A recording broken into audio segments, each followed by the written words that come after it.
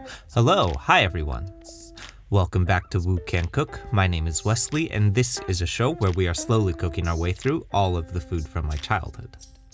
Today we're diving back into our series dedicated to actually decent vegetarian recipes with yet another addition to our ever-growing collection of Brussels sprouts dishes with these Gochujang Glazed Brussels sprouts. Those following along with the channel may recall in recent memory the chili crisp Brussels sprouts and Kung Pao Brussels sprouts that we created a few months back, both of which make use of these strange miniature cabbage-looking things that we know to be Brussels sprouts.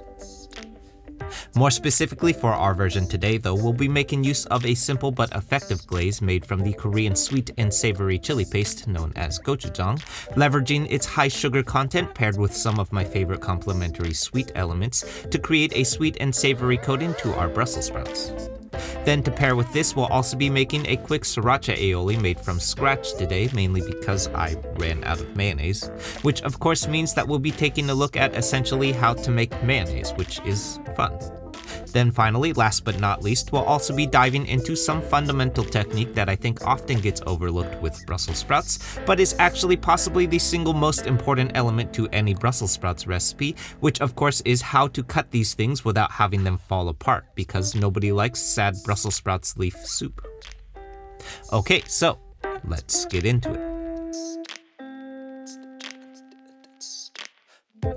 In my head, thinking that I've always dreamed of. So what's the difference when the world burns down on its own Okay, so diving right in, we're kicking things off here first with some core aromatic veggies today. This is going to be 4 cloves of crushed and minced garlic to start, followed by 1 inch or about 1 tablespoon of fine minced ginger. We're going to be adding these to the wok along with our glaze to introduce some fundamental qualities of umami as we build out our glaze. Next up, diving right into our Brussels sprouts next. Now, if you're like me, when I was a kid, I always hated Brussels sprouts because of the sort of bitter, acrid taste which they have, which entirely comes from the stem portion of the sprout. Overzealous chefs, myself included, may be tempted to lob off the entire bottom portion of the Brussels sprout to overcome this bitterness, but this is going to create an entirely new problem for you since the stem is also the only part that is holding the sprout together. Without the stem, the whole thing will just essentially fall apart into separated leaves. So what I'm doing here instead is removing just the smallest possible portion of the stem while still leaving as much of the root end still attached so our Brussels sprout doesn't fall apart. This hopefully should minimize the amount of loose leaves that fall off during the fry, retaining as much structural integrity to the Brussels sprouts as it cooks as we possibly can, while still eliminating that bitter and acrid taste to the sprout as well. If you've done this right, you should even be able to slice these into halves, thirds, or even quarters without the Brussels sprout falling apart, as long as you make sure to slice down the center of the root. Moving right along to our glaze next. Now, just as with any glaze, the key element that we need to incorporate here is going to be our sugars, which we're going to reduce and caramelize to coat our Brussels sprouts. Fortunately for us, gochujang works really well for this purpose because of its high sugar content. So, we'll be leveraging this quality quite a bit today while also including a few other sugar elements to lend a helping hand too. Kicking things off here first into my mixing bowl is 4 tablespoons of soy sauce and a single tablespoon of sesame oil to start, followed next by a single tablespoon of rice vinegar to give us a bit of brightness. Then next up, as promised, here's my 2 tablespoons of gochujang going in, rounded out by 2 tablespoons of hoisin sauce for a nice extra bit of sweetness to pair. I'm switching to a fork here so that we may whisk this all up to combine, then setting aside for a moment while we dive into our Siracha aioli next.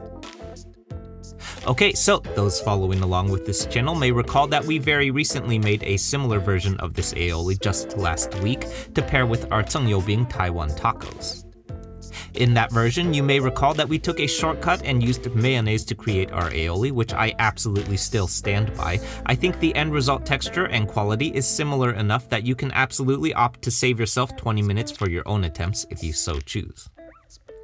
If you're like me though, and you happen to have forgotten to buy mayonnaise today though, then let's dive right on into how to make a simple mayonnaise. So before we even start, I'm prepping my workstation by adding a clean dish towel to my work surface. This is going to keep our bowl in place while we whisk so that we can whisk one-handed. More on this in a moment. Then into my mixing bowl here first is a single egg yolk separated from its white, followed by an acid of your choosing. I'm using half of a lime for my own attempts, but you could also use a lemon or even rice vinegar would work too. Then rounding this all out is going to be a single tablespoon of mustard plus a pinch of kosher salt. I'm giving this a quick initial whisk to combine, then adding just a few drops of neutral cooking oil here to start. This is grapeseed, but canola or vegetable oil would work too. We're going to repeat this step 3 or 4 times to start, which will help us emulsify our mayonnaise and make sure that it doesn't break, or in other words, make sure that the oils don't separate, which is very bad. Once we've gotten things going, we can go ahead and start adding our oil in with a more steady stream, whisking constantly as I go. Be patient here and take your time, because if you rush this process, you'll end up with a giant oily inedible mess, which nobody likes. So, we're doing this until 3/4 cup of oil has combined, hopefully yielding a nice, creamy, smooth mayonnaise like so. Ooh. Finally, rounding out my aioli here, this is a tablespoon of garlic powder and a teaspoon of dashi powder going in, followed by a teaspoon of thyme and 2 tablespoons of sriracha. Last up, this is a single tablespoon of honey going in, then we're whisking this all up to combine and adding to a squeeze bottle, which, very important, you'll want to refrigerate for at least 30 minutes so that your aioli will solidify a little bit. If you forget, like me, and just keep it at room temperature, the aioli won't hold its shape when it comes time to use it, and your fun chefy zigzag pattern is going to be ruined on the plate, as you'll see in a moment.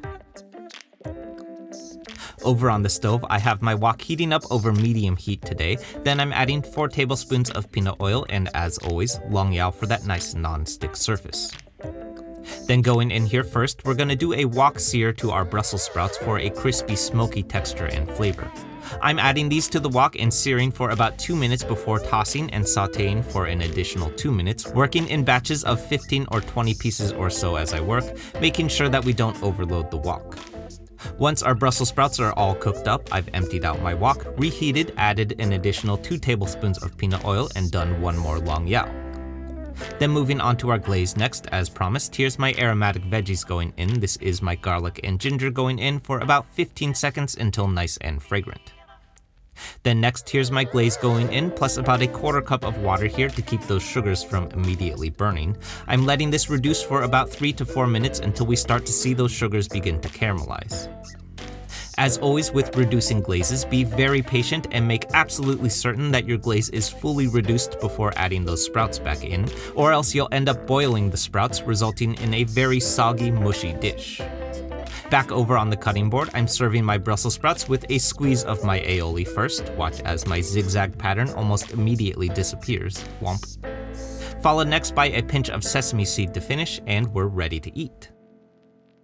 Okay, so first off, I'll be the first to acknowledge here that I know that we have done quite a few Brussels sprouts recipes at this point, and I will absolutely stand by this. I think Brussels sprouts are a wonderfully versatile veggie that lends itself really well to really whatever you want to glaze it in. Also, maybe more importantly, I am absolutely in favor of revealing to the world the many, many ways that Brussels sprouts can be cooked without the use of pork belly. Are we over that food fad yet? In any case, just as planned, the high sugar content in our gochujang and hoisin sauce reduces and caramelizes really nicely to yield a nice sweet and savory glaze to our Brussels sprouts. Then while I was initially worried that our sriracha aioli might be a little bit overkill here, I actually think that the brightness that it brings balances out the intense umami of our glaze really nicely. Finally, the last bit that I'll acknowledge here is that I don't want our chopping technique to go unnoticed today, because I truly think that it's maybe the most important step in any Brussels sprouts dish. We've got just enough of the root end here removed to keep those acrid and bitter qualities from coming through, while still leaving enough of it intact to make sure that the sprout still physically holds together during the wok fry.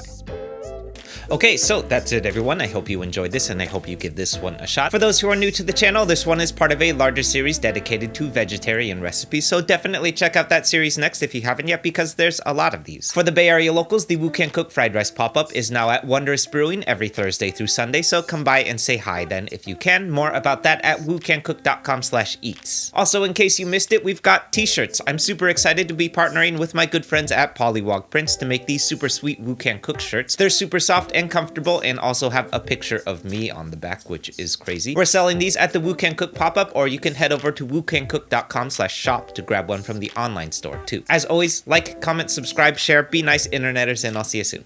Bye.